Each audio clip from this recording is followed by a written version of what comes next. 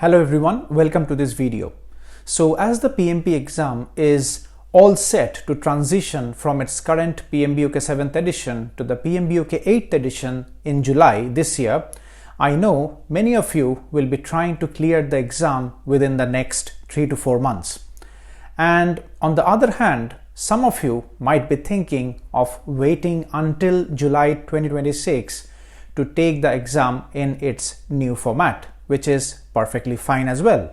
Now, to help both of you manage this transition smoothly, I will be doing some bonus PMP exam questions and answers practice sessions like these over the next few months. And the intent of these sessions would be to practice the types of questions common within the exam syllabus, both for the current format of the exam and the new format of the exam. Because, believe it or not, even with this new transition, about 70 to 80% of the PMP exam syllabus will still stay the same. So regardless of whether you plan to write the PMBOK 7th edition or let's say the PMBOK 8th edition of the exam, these practice sessions, in addition to my regular monthly Q&A sessions, are going to help you prepare for the PMP exam with the right mindset. So 5 questions common across both the PMBOK 7 and the PMBOK 8 syllabus. Let's get started. So question 1, guys, pause the video, read the question carefully and try to answer it before moving forward. Okay, so we'll start solving this now. Okay, so Maria is a project manager for a virtual team. Virtual team is very important, guys, and midway during the 4th iteration of product development, she finds out that the team dashboard, which shows the progress update of the project, is not registering any updates. What action should Maria take now to resolve this situation? Now, if you read the options very carefully, guys, and I think this is one of the critical learning points for this question, you should be knowing about the key terminologies such as iteration, daily stand-up, business value, etc. Okay? Because if you don't know these basics, you won't be able to comprehend the questions properly and you will invariably end up choosing the wrong answer. Now, I will link a few good Agile courses on Udemy which you can check out if you are still struggling with the basics of Agile. Now, in this scenario, let's see what is the best possible option for Maria as a project manager. Option A. Ask the team to send updates over email and stop using the dashboard. Now, this is too naive, guys, as an approach of a project manager. Okay, you just can't discontinue the use of a dashboard which you were using in the first, second and third iteration suddenly in the 4th one. Okay, also imagine the level of complexity you will experience if a virtual team like this, I mentioned that this one is very important, right? So if a virtual team like this starts sending you email updates for every task, it will be utter madness, guys. Okay, so option A is invariably a wrong option. Option B. Discuss in the daily stand-up the most effective way to fix the dashboard. Now, to evaluate this answer, you should know what stand-ups are. Okay, very briefly, stand-ups are daily meetings that happen during Agile projects where the previous 24-hour updates and the next 24-hour plan is discussed and aligned with the product owner or the scrum master. Okay, also the team discusses the impediments and risks in the meeting, and this is a risk which you have. Okay, so B is a very strong choice, guys. However, we'll still not finalize it till we have evaluated all the other options. Okay, now let's go to option C. Develop a priority matrix and assess how important it is to fix the dashboard to create business value. Now, this can also be a possible options, guys. Okay, you can argue that a priority matrix is important and in the end you need to assess how important it will be to help create business value. So C is a potential option, guys, and we'll hold this option for now. Option D, update issue register. Okay, now if you know about what is a issue register, whenever there is a risk which was preempted and it converts into an actual risk in the project, you go and update the issue register. So you should know the difference between when to update a risk register and when to update a issue register. Now, this is an operational issue which you are solving, guys, and it was not a risk that was like preempted. So you are not knowing that the dashboard will crash. Okay, so updating issue register is a wrong option because it's not a risk that has materialized 100% into a project. Okay, so updating issue register is a wrong option. That leaves us with option B and option C. Now, it's very important, guys, that you understand that developing a priority matrix to assess how important it is to fix the dashboard to create business value, it's, let's say, a redundant option, guys, okay? Because in the end, the team was using this dashboard for the first, second, and third iterations. And since it's a virtual team, as we have seen right here, it's very important to keep that single point of communication, which is the dashboard, across multiple members placed across different geographies, okay, to function well. So that's very, very important. So even if you do this exercise of option C, which is you develop a priority matrix and you assess the importance of it to create business value, you will invariably end up with yes, it is important and it is relevant for creating business value for your customer. So it's a pretty futile exercise, guys, because in the end, you know, the dashboard is important for the customer and for your agile team as well, okay? So C is definitely a wrong answer for this particular reason, okay? And the correct answer to this question is option B, which is you need to discuss this issue in a daily stand-up, because in the daily stand-up, you talk about risks, you talk about impediments which will affect your plan for the next 24 hours, right? So B is a very good choice, guys. Discuss this issue in the daily stand-up and the most effective way to fix the dashboard. So the correct answer to this question is option B. Right, so question number 2, guys, please read the question and try to answer it before we solve this together. So the drill will remain the same. You can pause the video here if you wish to. Okay, so let's get started. A project team working on a new software implementation reports delays in completing critical tasks, okay? The project manager identifies that the root cause is the team's limited experience, or let's say skill set, with the new software platform. In which 3 ways can the project manager prevent this situation in future projects? So you have to choose like 3 options from the 5 options that are provided in the question. Now, these kind of questions are called multi-select questions, and you will find such questions in your PMP exam. And these kind of questions basically state how many options you need to select as part of your multiple selection. Okay, so for example, this question is mentioning that you need to select 3 correct answer choices from the list of 5. So what's happening here is the project team is working on a new software implementation project, and of course it's reporting some delays and some problems with completing the critical tasks. Okay. Now the project manager, which is, let's say you have done a root cause analysis and you have found out that the limited experience of the team, or let's say your team, is having a very limited skill set with the new software platform which is being used for the project, and that is why it is causing such kind of issues in the project. Okay.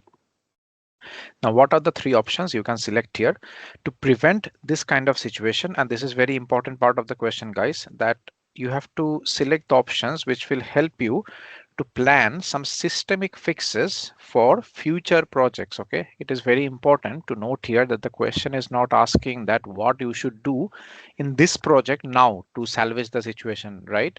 It is asking that what kind of systemic fixes you need to take so that, of course, these kind of things might be sorted right in the planning phase, and you need not sort of do these kind of damage control measures in the execution stage. But the crux here is to identify the options which will help you to plan some systemic fixes for future projects. Okay, so let's look at option 1, which is to ask the subject matter experts to implement a solution. This is incorrect, guys. Okay, because if you're going to subject matter experts to implement a solution, okay, you are taking an action for this project, and it is not something which will not guarantee that in the next project again you will not be calling upon the subject matter experts to implement the solution. Okay, otherwise what is your role as a project manager, right? Because every time you face a problem, you go to subject matter experts and ask for resolution. Okay, so that is why this is not a systemic fix, and that is why option A is incorrect. Let's look at option B. Prepare a project skill matrix and organize the team accordingly. So basically what a skill matrix is it has the names of your team members on the y-axis, and on the x-axis it has the required skills. Okay, and you have a plot of your team members, and you identify that for, let's say, team member A, B, or C, what are the various skills which are listed along the x-axis is needed to be successful in the project. That is basically a skill matrix. So this is a good kind of tool to prepare at the very beginning stages of the project, maybe in the planning stages, to identify what are the skills that are necessary for a project to be successful and whether your team members have those required skill set or not. So B is definitely a correct answer choice. Let's look at option C, which is to prepare a repository of the critical skills needed for the project. This is basically what you have in the x-axis of a skill matrix, right? Which is a repository of the critical skills needed for a project. So for example, you might say that, okay, I need a developer, I need a coder, I need a, let's say, a tester, I need sort of a cybersecurity professional, etc., etc. Okay, so those are the skills. Now, one person can have multiple skill sets. Okay. However, you need to have a repository of the critical skills that will be necessary for a project to be successful. So again, option C is a correct answer choice. Let's look at option D. Outsource the tasks to a skilled consultant. Okay, now this can be a correct answer choice. Okay, now some of you might argue that, okay, Ray, you are outsourcing tasks to a skill consultant, then are you valuing your current team who is doing the project at the moment, right? Fair point. Let's hold this option for now and we'll come back to it in a second. Let's look at option E. Update the risk register with skill deficiency as a project risk. Now you tell me guys, as a project manager, if you are just updating the risk register and you are saying that, okay, I have a skill which is deficient and that is a project risk. It has like a high, medium, low impact, high, medium, low probability, etc., etc. And I'm updating the risk register of the project. Does it sort of foolproof you with your aspirations in terms of how you would like a good project to run in future, right? It's not. So that is the reason option E is incorrect, because probably you can update the risk register in this project. You can have some mitigation actions. You can say that, okay, I have a skill deficiency, etc., etc.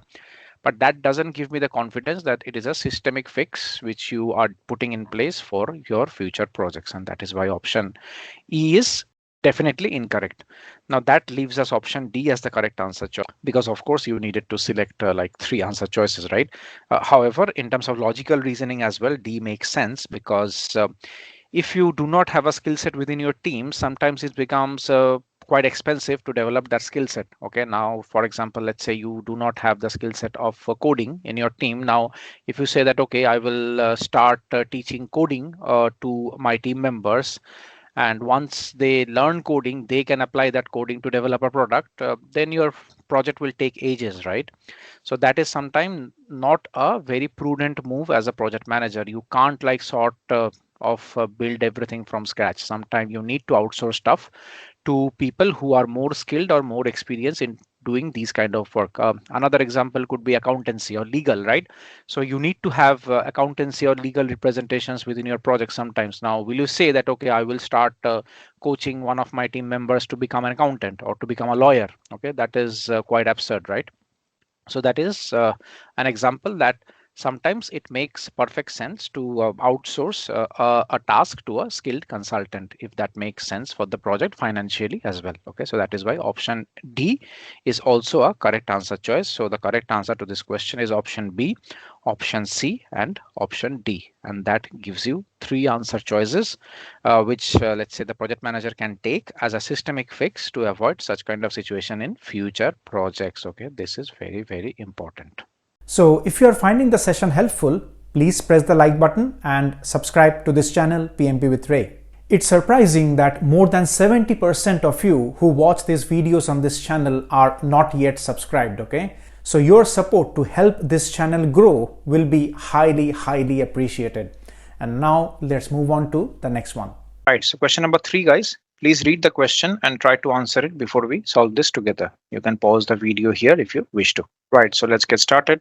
The customer has put forward a request to include a new designed legislation for a bridge construction project. Okay, so essentially it's a change request that the customer wants a new design legislation for a bridge construction project, which is a mandatory step required by the project manager before this could be added to the project's work plan. Okay, and the key word here is mandatory, which is, let's say, a go or a no-go scenario. Okay, so basically a red or green light scenario. Okay, now let's summarize this overall scenario that you are a project manager, okay, and your customer is coming to you and asking for a change request that a new design legislation should be included in your bridge construction project. That is perfectly fine, but as a PM, what you need to do mandatorily, okay, before you can add it to your team's work plan. So option A, validate the request. Okay, let's hold this option. Let's come back to it in some time. Option B, perform decomposition of the new scope to assess complexity. Okay, let's hold this option as well. Let's look at option C, ensure approval from the key subject matter experts or SMEs as identified in the project management plan. Okay, so that looks like a plausible option as well, that you need to ensure your approvals from your subject matter experts before you include this new design legislation into your construction project. And option D, call a meeting with the customer to understand the need for this change request. Okay, so I can eliminate this option safety, guys. Okay, because calling a meeting with the customer when the customer has already come back to you and mentioned to you that they want a new design legislation, there is basically no need to cross question and rationalize with the customer again. You can definitely do that, but that may not be a productive use of your time as a project manager, and it may not be a productive use of your customer's time as well. Okay, so let's eliminate option D on solid grounds. So we are left with option A, B, and C. Now, if you look at option A, link back to the learning which we had in the first question, right? It is saying that validating the request. Okay, now again, going back to that same premise that we have discussed, that validating a scope element comes in the monitoring and controlling phase. Okay, and even more important, validation is done after something substantial is ready for validation, right? You can't validate something which is out in the thin air, right? So that is the reason. Please go back and watch question number 1 as well as part of the explanation. It goes with the same logic for option A as well in this question, that validating the request at this point where the request has just come and you need to do an assessment. So assessment is very different from validation, guys. Okay, I hope you understand that. So validating something which has just come to you, whether you are in the planning or in the execution stage now, will not make any sense if nothing substantial is ready for validation. Okay, so option A is out of the table and it's an incorrect answer choice. Let's look at option B, perform decomposition of the new scope to assess complexity. Okay, so you can do that, but is it something which is mandatory? Okay, is it something which is like, let's say, a red or green scenario? Probably not. Okay, now I will help you explain why it is not the correct option by going back to the 49 process chart, and I will hereby emphasize more on the importance of, let's say, understanding the logical flow of the 49 process chart to help you eliminate wrong answer choices. Okay. Now, if you go back to the 49 process chart, guys, you will see here that you have to do plan scope management first. Okay, then it comes to collect requirements, then it's define scope, then it's create WBS. So there is a very strong finish to start relationship between these elements. Okay, and when I say that, I have to emphasize that you cannot create a WBS before you have defined a scope, right? Now, this can be refined, of course, but initially this has to follow a finish to start relationship. Okay, now you can talk about it as a refinement, but if you go back to the answer option, which you will see for this question, for option number B, it is saying that you need to perform a decomposition of the new scope to assess complexity. Okay. Now, if you link option B to this 49 process chart, it says that you perform decomposition, which is you create the WBS after you have collected the requirements. Okay, so the requirements has come, okay, which is the requirement which has been provided to you by the customer about the new design legislation, and you need to go and create the WBS. Okay, that is incorrect, guys. You first have to define the scope of that requirement. So what essentially option B is missing, it is missing a step of the scope definition, which is an offshoot, or which is, let's say, an activity which will come after the requirement is gathered from the customer. It is directly jumping into creating the WBS. This is, first of all, not mandatory. Okay, and secondly, it is defying the overall principle of a finish to start relationship between these activities. Okay, so if you have not watched my 49 process chart video, I would urge you to go ahead and watch that video as well to help you understand the logical flow between these 49 processes of your process group practice guide. Now, if we come back to this question, going by that logic, performing a decomposition is not mandatory, and secondly, you can do the decomposition, but you need to first define the scope which is coming out of a new design legislation, which is not a scope but a requirement. Okay, very important. This is not a scope yet. It is still in the requirements phase. So that is why you need to understand the key difference between the activities of collecting requirement and the activity of defining scope in the 49 process chart. So option B is a very close option, guys, but it is incorrect. So if you are a PMP aspirant who has been following my monthly Q&A sessions, you will be easily able to eliminate such options in your actual PMP exam. So the correct answer to this question is option C, which is to ensure approval from your key subject matter experts as identified in the project management plan. Now you can re-emphasize this action by the 49 process chart as well. Okay, so if you go to the 49 process chart, you will see that you have to plan your scope management first, okay, which is a scope management plan, which is part of your project plan per se, okay, which is in the integration phase. And once you have planned the scope management, you have collected the requirements, you define the scope. And when you define the scope, essentially each of your, let's say, owner of the scope signs off your scope management plan. And that is when you say that the scope management plan is approved. You as a project manager cannot approve a scope management plan, right? It is conflict of interest. The scope management plan has to come from your subject matter experts, or let's say your point of contacts from the respective departments. And that is when you go ahead to the next activity of creating the WBS or decomposition or work breakdown structure. Okay, so I hope you have understood that, right? If not, please rewind the video and feel free to watch the section again where I have done the explanation of each of those 4 options. So the correct answer to this question is option C, which is to ensure approval from the key SMEs as identified in the project management. Right, so question number 4, guys. The drill will remain the same. Please read the question and try to solve it before we take this together. You can pause the video here if you wish to. Okay, so let's get started. Development team members express doubts that a recently onboarded developer lacks the appropriate competencies for their current work assignment.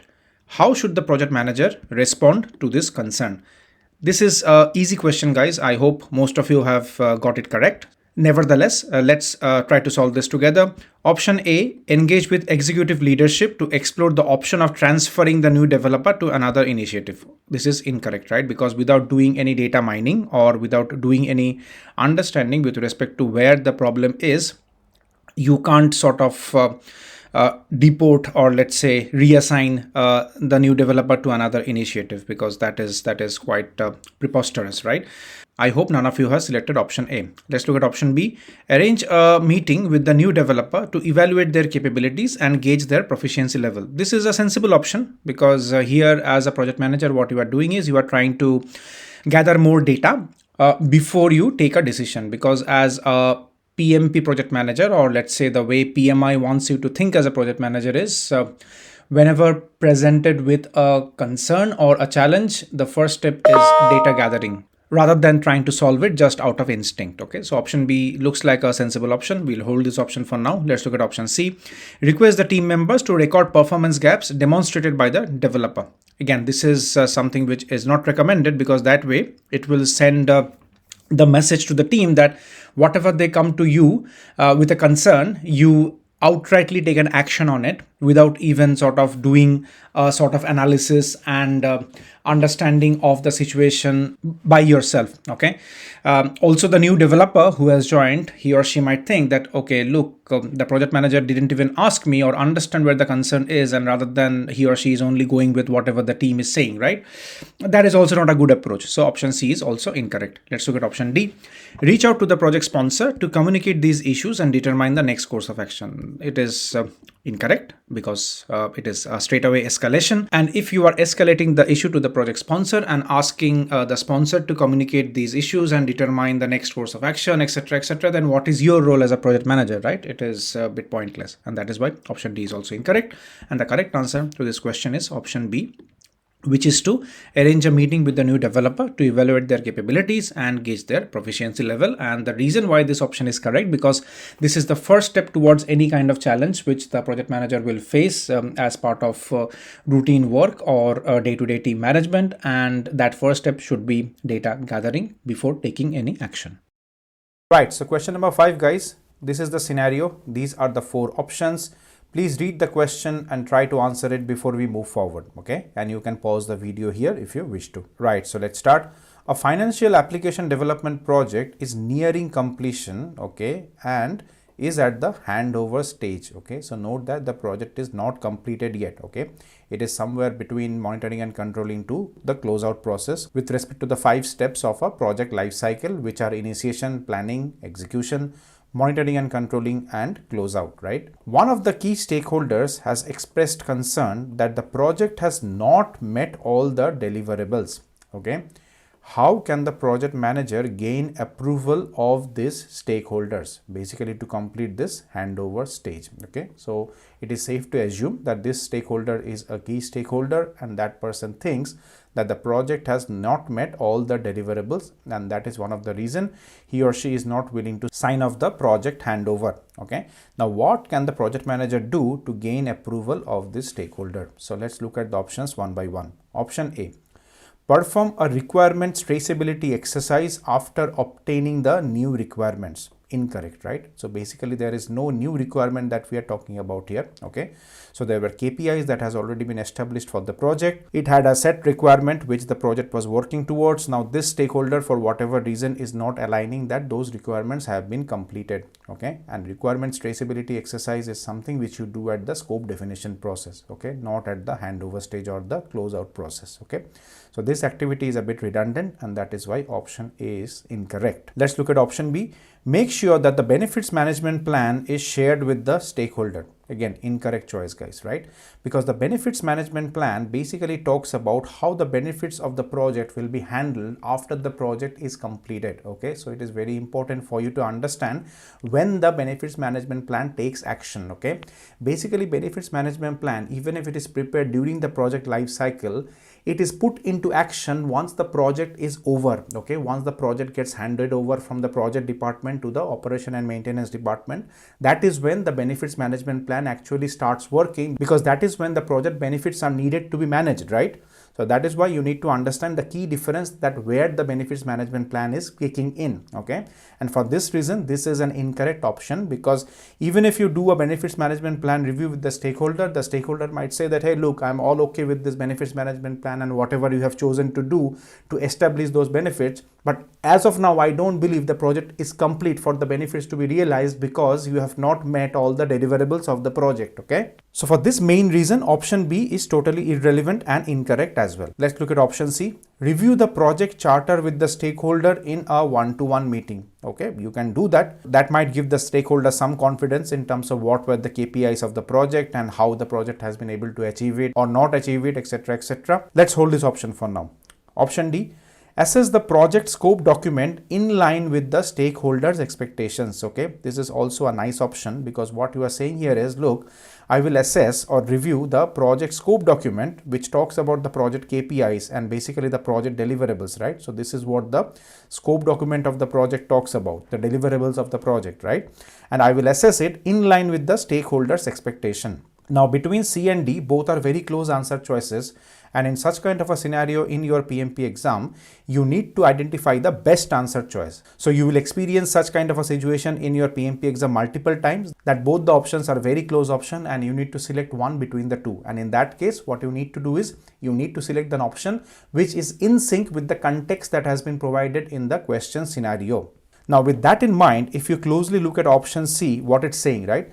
It's saying that review the project charter. Okay, now the project charter talks about a lot of things other than the project deliverables, right? It talks about the project cost, it talks about the project milestone, it talks about the project team, it talks about the project funding strategy, it talks about the project life cycle, etc., etc. Now the stakeholder who has expressed concern might not be interested in anything apart from the deliverable section. Okay, so basically you are reviewing the project charter, that is fine, but that doesn't give me confidence that this will be able to resolve the concern that the stakeholder is having in terms of the project deliverables. Okay, so that is why I am not too comfortable selecting option C, because option D gives me much more strong conviction that if I review the project scope document in line with the stakeholders' expectations, the probability of solving this situation which I am in is considerably higher rather than reviewing only the project charter with the stakeholder in the one-to-one meeting. So it is very important for you to understand this, guys.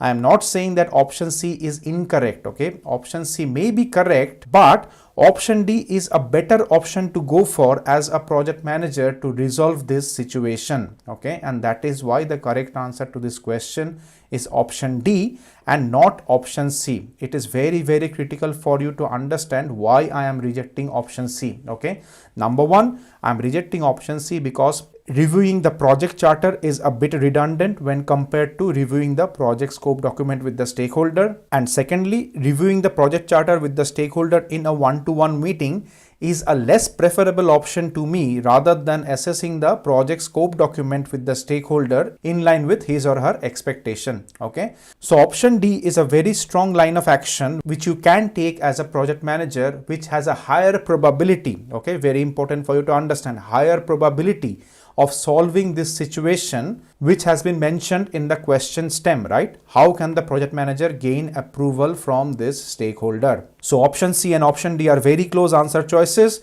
but option C is incorrect because of the reasons that we have discussed, and the correct answer to this question is option D.